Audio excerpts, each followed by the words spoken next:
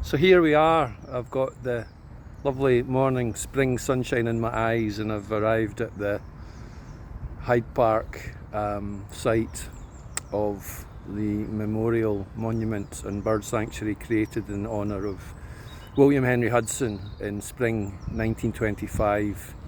Robert Cunningham Graham organised the whole thing, so he chaired the committee for 3 years after Hudson's death to establish this for his friend, who was by this time also a national treasure.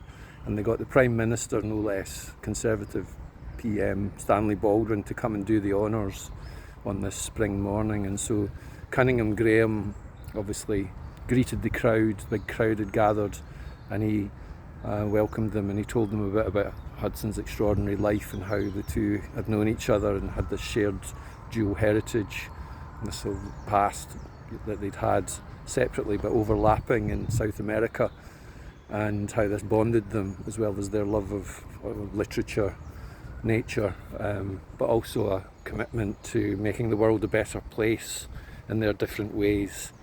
And so he introduced the PM who did his spiel.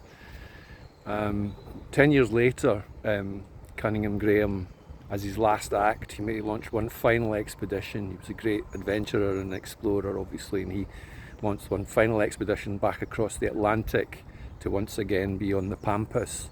And his mission was to pay homage at the childhood home of Hudson, and this had recently been rediscovered, derelict.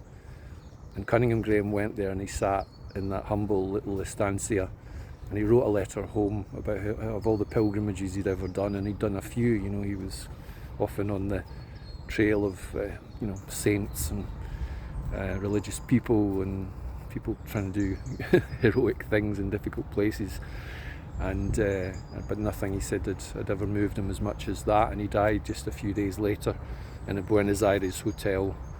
So anyway, it's a very moving story, and I'm really fascinated by the friendship between these two sort of outsiders who sort of collided from different directions and had these extraordinary lives. So anyway, it's all beautifully commemorated here, and it's very nice to be back to pay my respects a century on. So anyway, if you're ever in this part of the world, I strongly recommend you launch a wee expedition of your own to enjoy this beautiful spot. This is the water feature, and it's beautifully surrounded by trees and singing birds, which I think Hudson would have liked best of all.